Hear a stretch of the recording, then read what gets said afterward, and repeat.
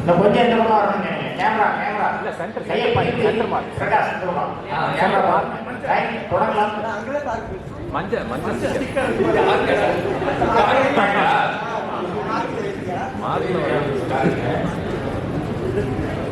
Thank you எல்லா மத்தியிலையுமே உங்களோட பார்த்து எங்களுக்கு வாய்ப்பு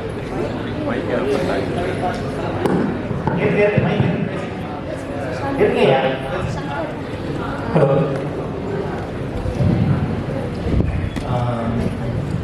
இந்த மேடையில் நான் இன்னைக்கு நிற்கிறேன்னா இதுக்கு ஒரு முக்கியமான காரணம் என் வாழ்க்கையில் ரொம்ப முக்கியமான ஒரு நபரை பற்றி நான் சொல்லி ஆகணும். ஏன்னா இந்த ஸ்டேஜில் நான் இந்த இடத்துல நான் நிற்கிறேன்னா அதுக்கு முக்கியமான காரணம் என் வாழ்க்கையில் ரொம்ப முக்கியமான ஒரு நபர். அது இந்த மேடையில் அவங்களுக்கு நன்றி சொல்கிறதுக்கான ஒரு வாய்ப்பாக நான் அதை பயன்படுத்திக்கிறேன். அது வேற யாரும் இல்லை, என்னுடைய மனைவி பாக்கியலட்சுமி தான். ஏன்னா எல்லாரும் வந்து சர்வீஸ் முடிச்சுட்டு வந்தோன்னே மேக்ஸிமம் உங்களுக்கே தெரியும் எக்ஸிபிஷன் என்ன பண்ணுவாங்க, கிடைச்ச வேலையை பார்த்துட்டு குடும்பத்துக்காக குழந்தைங்க ஃபீஸ் கட்டுறதுக்காக என்ன பண்ணணுமோ அதை பண்ணிட்டு இருக்காங்க. என் மாதிரி என்ன சொல்லிட்டா அப்படின்னா, நீங்கள் 15 வருஷம் வர்றீங்க, கூட இருக்கிறது நீங்கள் சர்வீஸ் பண்ணாத நினைச்சிக்கிறேன், நீங்கள் டீம் படிங்க, இங்கே போய் ஜாயின் பண்ணுமா, ஜாயின் பண்ணி 2 வருஷம் நீங்கள் சர்வீஸ் முடிக்கிற மாதிரி நான் நினச்சிக்கிறேன், நீங்கள் டீம் வேலை வாங்கிட்டு தான் வந்துருந்தாப்புல. ஸோ அந்த ஒரு வார்த்தைக்காக நான் வந்து எனக்கு படிப்புக்கு சம்மந்தமே இல்லைங்க. துப்பாக்கி சட்டை 15 வருஷம் பேனா கையில் கொடுத்துட்டு என்னங்க பண்ணுறது, ஆனால் வார்த்தை படிப்பு தான் செஞ்சேன். படிச்சு நான் இந்த இடத்துல நிற்கிறேன். அதுக்கு அவங்களுக்கு நன்றி செய்யும் வகையில் இதை நான் ஃபஸ்ட் சொல்லிக்கிறேன். ரெண்டாவது நான் சர்வீஸில் இருக்கும்போது 2 சம்பவம் நடந்துச்சு. நான் ஆக்சுவலி நான் ஒரு சமைக்க இல்லை, இருந்தாலும் அந்த சம்பவம் வந்து என்னை பாதிச்சது, அது என்னை தூங்கவிடலை. அந்த சூழ்நிலையில நான் எழுதினேன் கவிதை.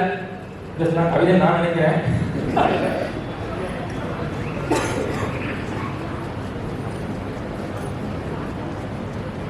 ஒன்றும் இல்லைங்க, காரியத்தில் வந்து 2009 எனக்கு கோச்சிங் கிடைச்சிது. ஸோ காரியத்தில் எல்லாரும் தெரிஞ்சிருக்கோம் 99 நடந்தது. ஆனால் அங்கே அந்த இடத்துல போய் பார்த்தா தான் அந்த இடத்துல என்ன நடந்துச்சு, எப்படி எல்லாம் கஷ்டப்பட்டுருக்காங்க அப்படிங்கிறது நமக்கு தெரியும். நம்ம இந்தியா நல்லா சுதந்திரமாக இருக்கிறோம், பட் 99 என்ன நடந்துச்சுன்றத இன்னைக்கு போனீங்கனாலும் காரியத்தில் வார் வந்து ஒரு இடம் இருக்குது.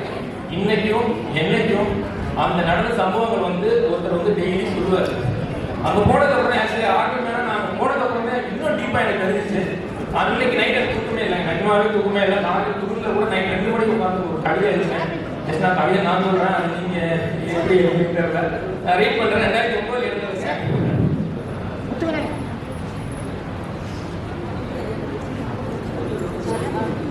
காரில் மலையில் கரும்பாறைகளுக்கு தான் தெரியும் அவர்களின் ரத்தம், வெள்ளத்தின் பாசம் ஏக்கம்.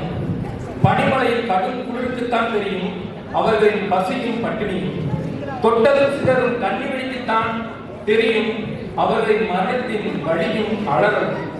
எல்லையில் உயர்ந்து பறக்கும் மூவண்ண கொடிக்குத்தான் தெரியும் வென்றது வெற்றி அல்ல, அவர்களின் வீர மரணத்தின் உயிர் தியாகமும் தேச பக்தியும் என்று. அது இன்னொரு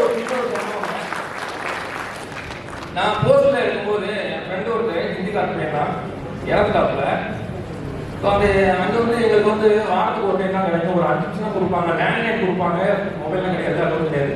ஸோ லேண்ட்லைன் வந்து ஒரு 5 நிமிஷம் தான் கிடைக்கும். 5 நிமிஷத்தில் மேரேஜ் முன்னாடி ஸோ அம்மா எல்லாரும் ஃபோன் பண்ணுவாங்க. 5 நிமிஷத்தில் வந்து பேசி முடிக்கணும். அது என்ன நான் மட்டும் பேச முடியும், அவங்க கேட்க ஆக்சுவலி நான் நல்லாவே கூட தெரிவிக்க வேண்டியதான். அந்த மாதிரி இடத்துல தான் இருந்திருக்கோம். அந்த சூழ்நிலை என் ஃப்ரெண்டு ஒரு இறந்துட்டாப்புல. இறந்து அந்த போன சமயத்துலங்க அது ஒரு இன்சிடென்ட் தான். ஆக்சுவலி கதை கிடையாது, அதை நான் சொல்றேன்.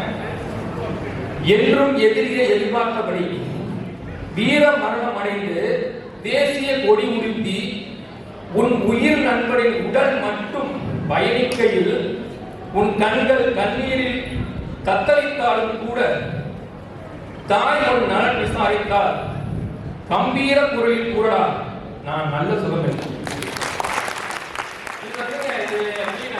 நான் என்ன சொல்ல வரேன், அந்த சூழ்நிலை நானா பாதிச்சது, அதனால நான் எழுதிருக்கேன். ஒரு உண்மையான உறுதியான உண்மை என்னன்னா, இந்த மாதிரி நீங்க சொந்தமா சந்தோஷமா இங்க உட்காந்துருக்கோம் அப்படின்னா, நான் இருந்த இடத்துல யாரோ இறந்த இடத்துல இன்னைக்கும் ஏதோ ஒரு ராமகிருஷ்ணனோ, ஏதோ ஒரு ஆல்வினோ, ஏதோ ஒரு இப்ராஹிமோ அங்க நின்றுகிட்டு இருக்காங்கிறத நீங்க மறந்துக்கூடாது. அதை மட்டும் நீங்க மறந்து வச்சு என்னுடைய தலைவருக்கு வச்சுக்கிட்டே சொல்லல. நான் ஒரு எக்ஸ்பீரியன்ஸ் சொல்லல, ஒரு இந்திய குடிமகனா சொல்றேன். அந்த அப்படிப்பட்ட இடத்துல இருந்து வர்றவங்களுக்கு சின்னதா ஒரு உங்களால முடிஞ்சா உதவி பண்ணுங்க, இல்லைன்னா கைது விளைவிங்க, அவமானப்படுத்தாதீங்க. அவ்வளவுதான். இதை நான் வேண்டி விரும்பி கேட்டுக்கிறேன். வாய்ப்புக்கு நன்றி. அருமை. அதாவது பாரதி கரும்பாறையிலே கரைந்திருந்த அவருடைய சொற்களின் கவிதை நம்மை உருக்குகிறது. அதோடு வாழும் ஊர் முனையில ஒரு நண்பனின் மரணம், அதை அது கவிதையா என்று அவர் ஒரு கேள்வி எழுப்பினார். உண்மையில் இதுதான் கவிதை. எப்பொழுது உள்ளத்திலிருந்து உணர்வுகள் தீர்த்துக் கொண்டு வெளியே எழுத்துக்களாக வடிக்கப்படுகிறதோ அதுதான் கவிதை. அமர்ந்து எழுதுவதல்ல கவிதை. உள்ளத்திலிருந்து தீர்த்துக் கொண்டு வெளியே வருகிறதல்லவா அந்த போர் முனைங்க, அதுதான் உண்மையான கவிதை. அதோட இந்த ரெண்டு கவிதையோட இந்த ஒரு விஷயம் சொன்னாரு. Pen is mightier than swan. இல்லையா? பென், அந்த பெண்ணுக்கு முதல்ல சொல்றது பெண் எழுதுவோர், இரண்டாவது பெண் அவருடைய மனைவி. அந்த பெண் is mightier than this man. அவங்க சொல்லித்தான் இவர் கணித வந்திருக்கார். எனவே அவர்களை நாம் பாராட்டிய கடைசி அவருடைய உள்ள கிழக்கையை ஒரு ராணுவ வீரனுக்கான நாங்கள் எதையும் எதிர்பார்க்கவில்லை. ஆனால் உங்களுக்காக இன்றும் அங்கே எந்த ஒரு மதத்தையும் எதையும் பார்க்காமல் எல்லை புறங்களில் நின்று கொண்டு இருக்கிறார்களே, அவர்களை நினைத்துக் கொள்ளுங்கள் என்று ஒரு வேண்டுகோள் விடுத்தார். அற்புதமான வேண்டுகோள். அதையும் நாங்கள் ஏற்றுக்கொள்கிறோம். அடுத்தது